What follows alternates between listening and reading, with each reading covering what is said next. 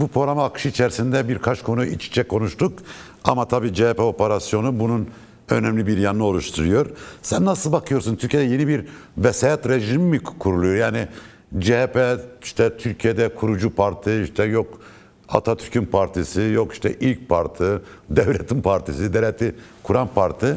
Şimdi ne oluyor? CHP yani devlet kendi çocuğunu mu yiyor? Yeni bir vesayet rejimiyle mi karşı karşıyayız? Nasıl okuyorsun sen bir gazeteci olarak? Devlet devlet yeniden gücünü muhalefet üzerinden tahkim ediyor diyebilirim aslında buna. O da şu: CHP ya da muhalefet, özellikle içinden geçtiğimiz şu sürece baktığımızda, CHP kendi içinde özellikle 38. kurultayını yaparak ve de Özgür Özel yönetimiyle yeniden bir yenilikçi, değişimci, dönüşümcü bir parti olma halini realitede ortaya koydu. Ve bu aslında hani Özgür Özel'in de ifadesiyle 46 yılın ardından ilk defa iktidara yürüyoruz dedi ve birinci parti olduk dedi. Şimdi bu iktidarın ve sistemin, devletin aslında kontrol edemediği bir yerde duruyor. Çünkü bundan önceki dönemde, Özgür Özel öncesindeki CHP'ye baktığımızda, Baykal dönemi de buna dahil, ama Kılıçdaroğlu da baktığımızda 13 dönem o partinin başında olan bir isim olarak aslında devletçiydi ve bütün yürüttüğü politikalar ya da attığı adımlar da sadece iktidar olmak üzerine değil bence. Orada muhalefet partisi olarak kalmayı yerleştirme haliydi. Şimdi ne oldu? 38. kurultaydan ve Özgür Özel ekibinden sonra bu belki de Kılıçdaroğlu'nun da hesap edemediği bir şeydi. Çünkü Özgür Özel ekibi Ekrem İmamoğlu ile birlikte kurultayı kazandıktan sonra tebrik edip kenara çekildiğinde, aslında o dönemin özellikle İstanbul İl Başkanı da olan Canan Kaftancıoğlu ile birlikte kazanılan o süreç, daha sonrasında Özgür Özel'in ve İmamoğlu'nun da daha da etkili bir siyaset yürütmesinin de zemini olarak ortaya çıktı. Bu bir tarafıyla da hani Kılıçdaroğlu'nu pes ettirmeyip yeniden partiyi ele geçirmek ya da partide varlığını korumak adına da hemen bir seçim bürosu kurarak da, aslında daha doğrusu bir ofis kurarak da o siyasetten geriye çekilmedi. Şimdi burada hani vesayet dediğin şeye şunu da koymak gerekir elbette burada. Bu mutlak kararı işte hepimiz pazar günü gerçekten neye uyandığımızı, nasıl bir tabloyla karşı karşıya kaldığımızı biliyoruz. Ama bunu CHP ve CHP'yi yönetenler, parti başında olanlar bu kararın gelebileceğini kestiriyor olmaları gerekiyordu. Çünkü bunun Ama nüveleri sanki bu aslında kadarını kestirmemişler. Yani bu kadarını kestirmemişler. İşte polis merkezimizi basar, kapımızı keser filan. Hani Kürtler buna alışıklar. Çünkü örneğin 7 Haziran 2015'te de aslında AKP çoğunluğu kaybetti. HDP %13 alınca gördük neler olduğunu. Bombalar patladı, işte HDP yönelik büyük bir operasyon etti. Kürtler buna alışık ama herhalde sanki CHP'liler o devletin partisi olmanın verdiği böyle bir özgüvenle bu kadarını düşünmüyorlardı sanki. Yanılıyor muyum yoksa? Yok, ona şöyle diyelim o zaman, hemen sorduğumdan Özgür Özel yaptığı bir açıklamada, hatta mutlaklıktan önceydi yanlış hatırlamıyorsam, şöyle bir şey söyledi. Özellikle tutuklamalar, yargılamalar, mahkemeler ve işte kayyumlarla birlikte döndü, dedi ki DEM Parti'nin başına gelenler bizim başımıza geldi. Evet, çok doğru. Yani CHP'nin siyaset yapma biçimi, DEM Parti'nin siyaset yapma ve mücadele etme ve direniş hattıyla aynı değil. Dolayısıyla o siyasetin nasıl yapılacağı konusunda da maalesef ki hani öngörülemez bir duruma geldi. Bunu şuradan kuruyorum tam. Hani il başkanlığına, İstanbul İl Başkanlığına Gürsel Tekin'in polis zoruyla gelerek ve yaşanılan kayyum olarak atanması, aslında devletin Kılıçdaroğlu'nu da ve şeyi de, Gürsel Tekin'i de oraya getirerek nasıl bir oyun planı kurduğunun da bir göstergesiydi ve bunun da arka arkaya işte bu öncü sarsıntılardı. Sonra arkasında da bu ortaya çıktı. Şimdi bu bir tarafıyla da evet, bir meclis aritmetiği var, bir süreç var. Bu sürecin içerisinde hani vesayet dediğimiz yerde işte CHP'yi kendi içinde karıştırıp güçlü bir muhalefet ve iktidara yürüyen bir parti olma konusunda evet düğmeye basılmış olma hali. Çünkü bunu biraz önce yine senin kurduğun yerden söyleyebilirim belki. Özellikle 2013-2015 döneminden sonra 7 Haziran Cumhurbaşkanı Erdoğan'ın önünde çok keskin bir sonuç olarak duruyor. HDP %13 ile barajı aşıp çok beklenmediği, kendi beklemediği yerden bir sonuç elde etti. Ve daha sonrasında ne yaptı? 2016'da kayyumlarla birlikte işte bütün belediyelere kayyumlar, işte gözaltılar, tutuklamaları oldu. Ha ne oldu? Partiyi eritmeye ve aslında bir tarafıyla kapatmaya çalışarak işte parti yeni isimlerle, yeni Yeşil Sol Parti diyelim, sonrasında Dem'le buraya geldi. Ha şimdi Erdoğan'ın önünde teoride ve pratikte ortaya koyduğu bir realite var. O realite ne? Kendisine tehdit olarak gördüğü, buna Cumhurbaşkanı adayları da dahil, buna bir siyasi parti gücü de dahil, buna Evet. toplum nezdindeki iradesi de dahil, bunu yargıyla sindirip yargı sopasını kullanarak aslında yargıyı da araçsallaştığı yerden tahkim etmeye ve sindirmeye, bir tarafıyla da baskılamaya çalışıyor. Biz hep şunu tartışıyoruz. Erdoğan bunu çok iyi başarıyor. Neden?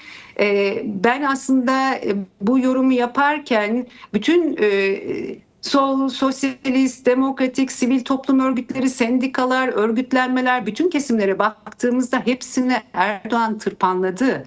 Yani bunu tırpanlama biçimini de yargı eliyle yaptı ve yargıyı araçsallaştırarak, biraz önce siz Doğu Ergil'le konuşurken kuvvetler ayrılığı dediğimiz ayrılığın olmadığı, yargının da o kuvvetler ayrılığı içerisinde aynı eksende durduğu ve hatta toplumun, halkın güvencesini oluşturacak bir yargı sistemini bütün o erklere, egemenlere karşı koruması gerekiyor ve hukuku uygulaması gerekiyor dediğimiz yerde tam da tersi noktaya geldi. Peki bir şey soracağım. Ve yargı bir silah olarak kullanılmaya başlandı. Şimdi tabii yargıdan bir silah olarak kullanıyor. Bu konuda hiçbir şey yok. Yani bu mutlak bulta mıdır Evet. nedir? Mutlak hükümsüzlük, yani medeni kanunda olan bir şey. Dernekler yasasında olan bir şey. Aslında Yüksek Seçim Kurulu'nun verdiği karar kesin.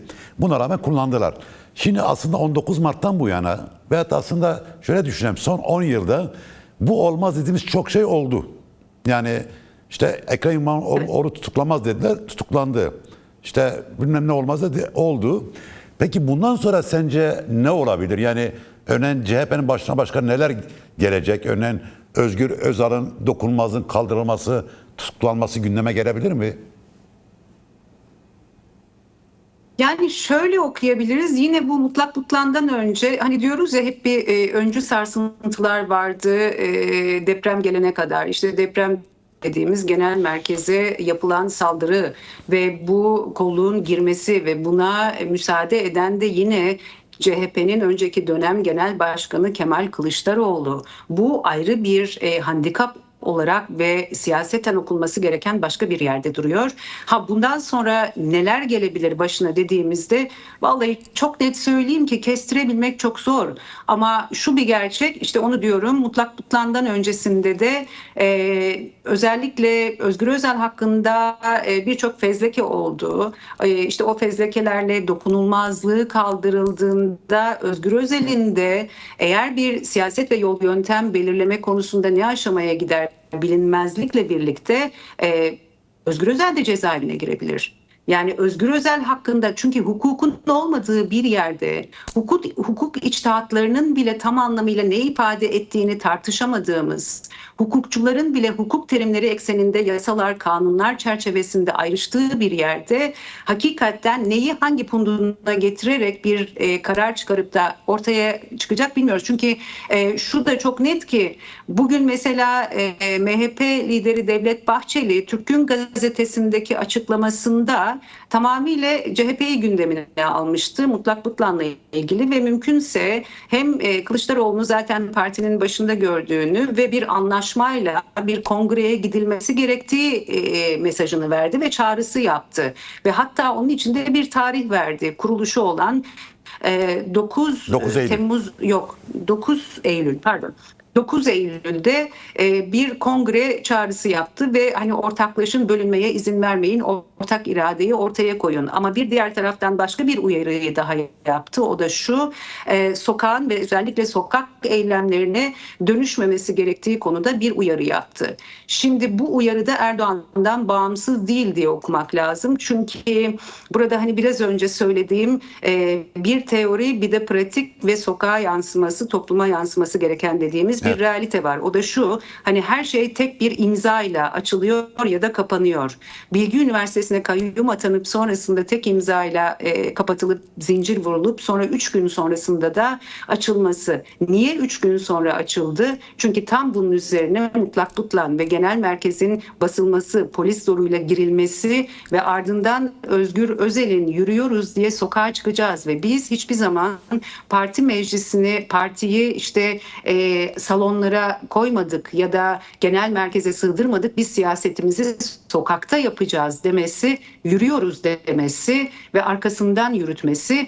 Bir diğer tarafıyla da işte İstanbul Üniversitesi'ndeki gençliğin de aslında üniversitesine sahip çıkacak noktada eylemsellikler yapması, bir tarafıyla da toplumda sokağın daha da güçlü hareketlenip daha da bir araya gelişlerin handikapını doğurmuş olsa gerek ki geri çekti. Ve bugün de Bahçeli yine Özgür Özel İzmir'de yaptığı özellikle hani miting gibi konuşmasında ki kitleler arkasından kendi seçmenini de götürdüğü yerde burada yeni bir geri adım atma ya da sokağı bu şekilde harekete geçirmeyin ifadesi de yer aldı diyebilirim. Evet, yeni bir öngörülemez yani. Sanki yeni bu Bilgi Üniversitesi'nin üzerindeki yasağın kaldırılması bana şeyi biraz, hatta sanki yeni bir geziden korkuluyormuş gibi. Yani sanki yeni bir gezinin de ayak sesleri geliyormuş gibi. Şimdi tabii bu CHP operasyon süreç meselesinde halkta nasıl bir kuşku yaratıyor? Yani sokak, halk bu meseleye nasıl bakıyor? Yani Kılıçdaroğlu örneğin şu anda İstanbul'da veyahut da diyelim ki atıyorum Adana'da ve Mersin'de veyahut da Trabzon'da sokağa çıksa kaç kişi ona selam verir gerçekten? Aslında çok fazla tepki var. Bir taraftan da bütün bu yaşananlar kaygıları ve endişeleri ve belirsizliği daha da arttırıyor. Ama bunu arttırıyor derken belki de burada iktidarın ve sistemin istediği de tam da bu. Yani bu soruyu da ya da bu mu diye bu soruyu da bir tarafa koymak gerekiyor. Çünkü Kılıçdaroğlu hatırlanacağı gibi önce genel merkeze gelecek dendi, sonra gelmedi. İşte bugün ilk defa çıktı kameraların karşısına. İşte ayın 4'ünde de genel merkeze gideceği söyleniyor. Ama bu hem CHP tabanında hem diğer kesimde hem liberal kesimde çok net bir şekilde kaygı ve öfke var. Hani buna ben şunu da söyleyebilirim, belki işte Kürt Halk Önderi Abdullah Öcalan'ın özellikle 24 Mayıs'tan sonra çıkan açıklamaları ve yansıyan açıklamalarına baktığımızda bu sürecin özellikle hani CHP'ye bu merkezine balyozla kırmak, girmek demokrasiyle olacak şey mi dediği yerde orada bir şeyin vurgusunu yapıyor ki o çok önemli. Yani demokratik siyasetin olmamasıyla ilgilidir bu diyor. Yani burada da şunu okumak lazım: demokratik siyasetin siyaset yapma biçimini yeniden gözden geçirerek ya da toplumları daha da örgütleyip bu barışa ne kadar sahip çıkmak gerektiğinin zeminini yaratarak daha yaratıcı, daha eylemselliklerle daha güçlü ortaklaşmaların sağlanması ve demokratik siyaset yapma zemininin güçlenmesi gerekliliği. Bu toplumda neye neden oluyor? Şimdi İlk başta senin sorduğun soruya geliyor. Yani hani CHP'nin ya her şeye yapar ama biz devletin partisiyiz, bize de böyle bir uygulama yapılmaz dediği yerden polisle genel merkezine girilmez dediği yerden toplum şöyle diyor artık. CHP'ye de bunu yapan bize ne yapmaz? CHP'ye de bunu yapan işte kalkıp bir söz söylediğimizde ya da bir adım attığımızda bize daha fazlasını yapar. Çünkü hukuk yok ortada diyor. Dolayısıyla bunu tersine çevirecek. Nasıl Erdoğan'ın ötesinde MHP lideri Devlet Bahçeli ezberler bozuyor diyoruz. Hepimizin ezberlerini bozuyor diyoruz. Aslında şu an siyasetin de bu ezberleri bozmaya ihtiyacı var. Bundan sonrasında demokratik alanda bu ezberleri bozacak adımları atıp sistemleri zorlayacak mekanizmaların devreye girmesine ihtiyaç var. Yoksa işte halk sokağa çıkıyor. Öte taraftan bir araya gelişler söz konusu olabiliyor ama o küçük çeperli bir araya gelişleri beklemeden, beklenti içerisinde olmadan güçlendirecek mekanizmaları kurmak. Çünkü devlet ve sistem şunu istemiyor. Yani kendi kontrol edeceği bir muhalefeti tahkim etmek, kendi kontrol edebileceği bir toplumu ortaya koymak, aynı zamanda kontrolü dışına çıktığı andan itibaren de yargıyla bunu baskılamayı, hani toplum ve siyaset mühendisliği yapmayı çok iyi biliyor ama şu hesabı da gözden kaçırmamak lazım. Hani güçlü bir öfke birikiyor dediğimiz yerde o öfkenin yarın teoride ve masa başında çizilen planların ötesinde nasıl bir reaksiyon göstereceğini de kestirmemeyi de bir tarafa koymak lazım. Şimdi tabii ben buradan izliyorum tabii yani fiziki bir uzaklık var ama tabii sen ve senin gibi arkadaşlar toplumun içindesiniz. İnsanlara dokunuyorsunuz ve biliyorsunuz. Yani bu öfkeyi biz buradan hissediyoruz, görüyoruz yani. Yani bunu işte mitinglerde, yürüyüşlerde, sokak röportajlarında, dijital medyada, Twitter'larda, Facebook'larda, Instagram'da görüyoruz. Ve tek tek konuştuğumuz insanlarla, ailelerimizle konuştuğumuz zaman da bunu hissediyoruz, görüyoruz. Ancak tabii bu öfkenin patlaması bir şey ifade etmez. Öfkenin örgütlü olması, yani onun çekip çevrilmesi gerekiyor. Bu anlamda soru şu: yani ana muhalefet partisi CHP ve şu andaki Özgür Özel liderindeki CHP bu öfkeyi gerçek manada örgütleyip bir demokratik güce dönüştürme iradesine sahip mi? Yani burada ne kadar direnecek CHP? Öyle sorayım. Ben Kemal Kılıçdaroğlu CHP'sini saymıyorum. Yani onun bir proje olduğunu artık net, yani o anlaşıldı yani.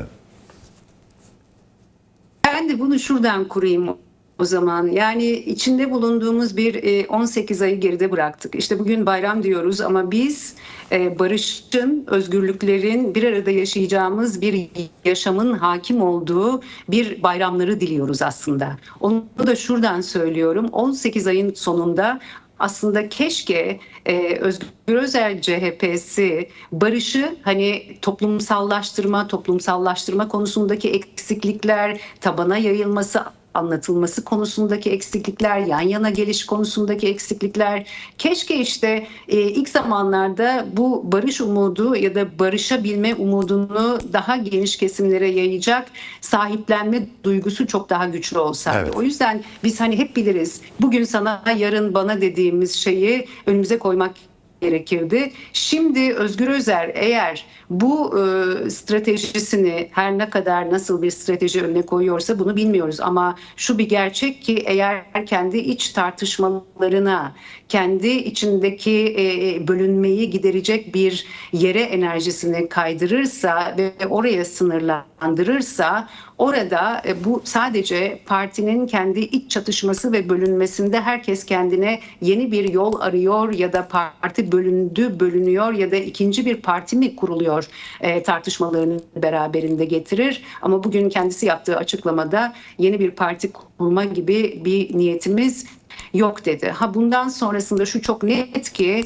bunu hem demokrasi için hem barışı daha güçlü sahiplenmek için hem de Kürt meselesinin çözümü konusunda aslında şimdiye kadar Özgür Özel aslında adımlarını attı. Hatta o 19 Mart'tan sonrasında da şunu çok net söylemişti. Yani bizim komisyona girmememizi istiyorlar ama biz her ne olursa olsun mecliste o komisyonda yer alacağız demişti. Dolayısıyla hani bundan sonrasında da bütün toplum kesimlerini bir araya getirip muhalefetin daha güçlü örgütleneceği mekanizmaları kurmaları lazım. Ancak çıkışın yolu bu olacaktır.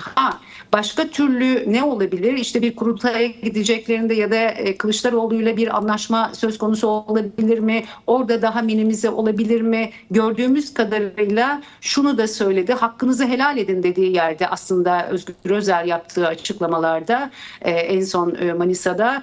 Buradan da şunu anlıyoruz, yani direnerek bu süreci demokratik alanda liberal demokratlarla da genel demokrasi kesimleriyle de birlikte daha güçlü örgütleyeceği nüvelerini veriyor.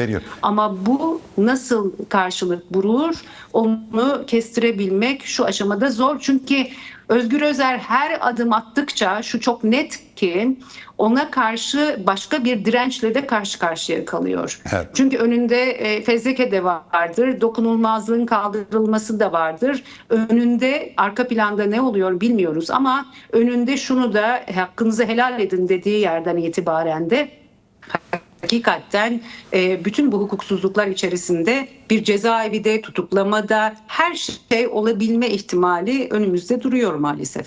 Birkaç cümle de ben söyleyeyim, sonra bir soru soracağım sana. Aslında 2014'te bu çöktürtme planı hazırlandığı zaman bütün ayrıntılarıyla titizlikle çalışmışlardı üzerinde. Yani çöktürtme planı nasıl uygulanacak diye.